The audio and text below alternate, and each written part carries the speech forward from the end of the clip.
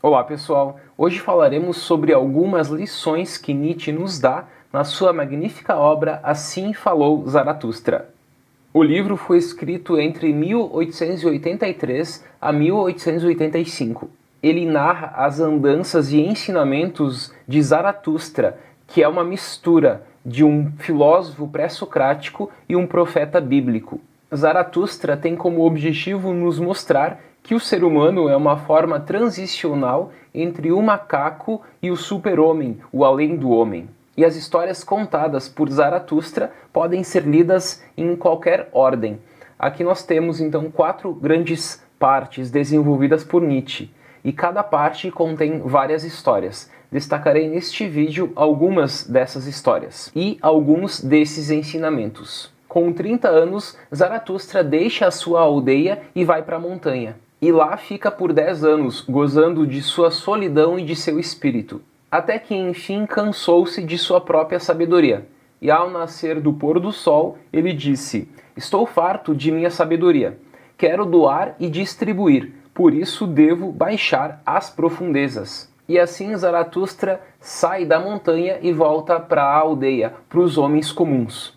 Ao chegar no bosque, ele encontra um eremita que o tenta convencer de não ir em direção aos homens comuns, mas Zaratustra não aceita e vai em direção a esses homens comuns. E ao chegar na aldeia, na cidade, Zaratustra anuncia a morte de Deus, o super-homem e o eterno retorno. Porém, obviamente, o povo não o entende.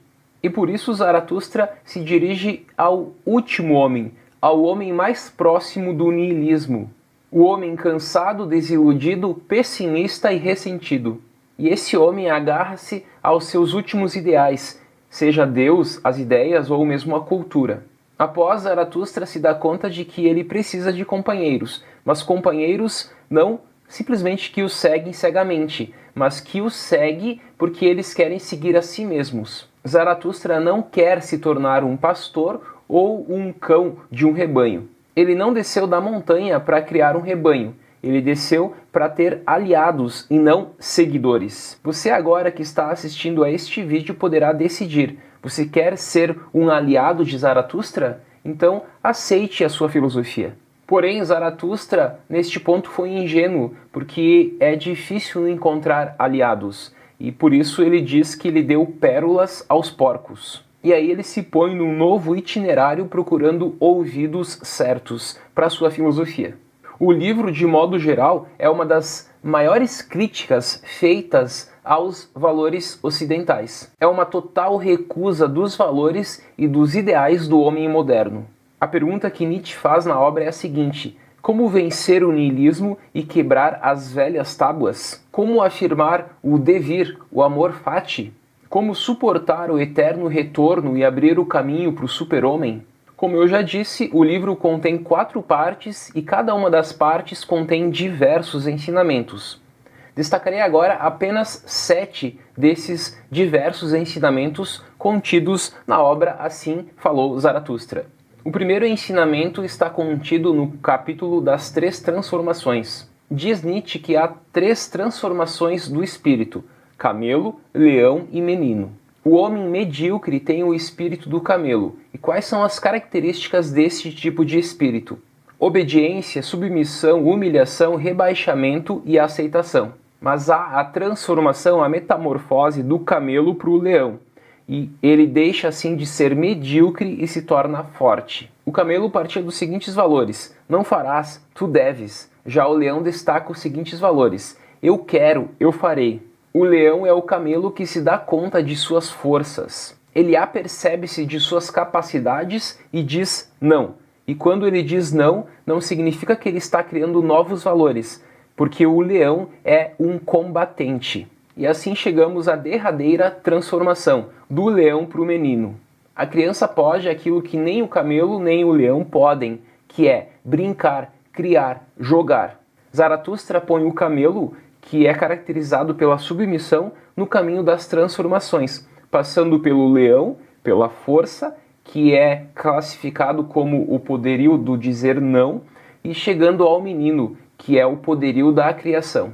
E assim enfrentamos nossos demônios e afirmamos a vida, dizemos sim aos nossos valores. Passamos agora ao segundo ensinamento, presente no capítulo dos transmundanos.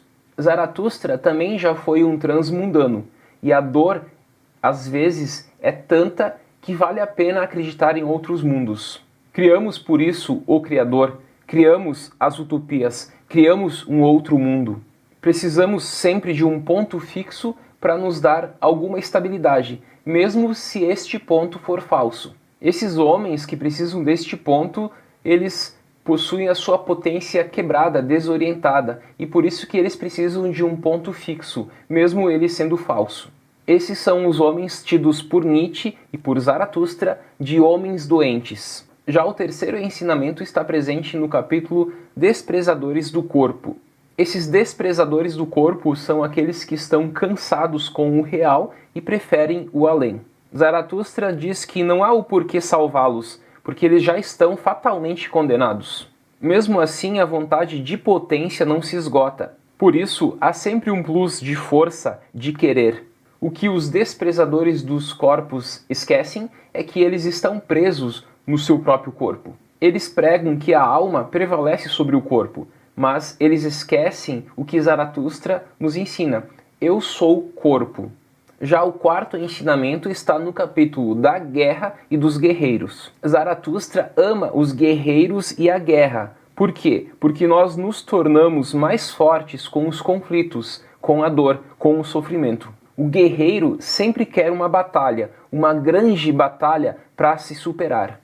O guerreiro aqui não é o soldado. Soldado é uma máquina de obediência e o guerreiro, ele possui essa vontade própria e ele não segue esta obediência, por exemplo, do camelo. O bom guerreiro é aquele que sabe obedecer, mas obedecer a quem? A si mesmo. É aquele que vai para a guerra para se superar. E o que é a guerra? É a própria vida. O quinto ensinamento está presente no capítulo do Caminho do Criador. Afinal, que caminho seguir? E essa é uma pergunta que todos nós nos fazemos. Que caminho eu devo tomar? Zaratustra nos ensina de que todo aquele que quer a liberdade, ele não pode pular degraus. O caminho é etapa por etapa, num esforço contínuo. E o caminho não é feito largando tudo, mas é extraindo a força na dor e no sofrimento. As pessoas de Zaratustra estão ausentes de si mesmo. Por quê? Porque elas simplesmente nunca se procuram. A maioria das pessoas acaba se perdendo na rotina, na monotonia. Mas Zaratustra nos ensina que nós devemos ir além de nós mesmos. Já o sexto ensinamento está presente no capítulo da picada da víbora. Zaratustra dormia embaixo de uma figueira quando foi picado no pescoço por uma víbora.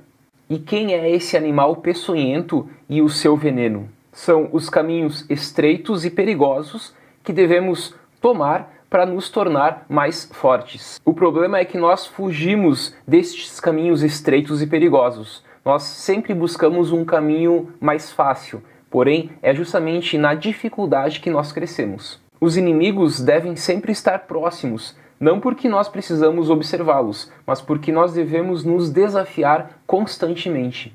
E por fim, indico aqui a sétima lição que está presente no capítulo da superação de si mesmo. Zaratustra olhou para dentro do homem e tirou 3 conclusões. Primeira conclusão: tudo o que vive recebe ordens. Segunda conclusão: somente recebe ordens aquele que não sabe obedecer a si mesmo. E terceira conclusão: dar ordens é mais difícil que obedecer. Zaratustra não fala para os sábios, porque os sábios vão se afogar. Zaratustra não fala a partir do bem e do mal, porque o bem e o mal parte das tábuas de salvação. E quem assume isso é quem teme se afogar. Zaratustra fala para quem quer se superar. Aquele que quer superar a si mesmo é aquele que constrói a sua casa na beira do abismo. Enfim, essas são apenas 7 lições presentes neste magnífico livro de Nietzsche, Assim Falou Zaratustra. Há inúmeras outras lições que eu não listei neste vídeo, e por isso mesmo eu convido a todos para a leitura desta obra magnífica. Até mais!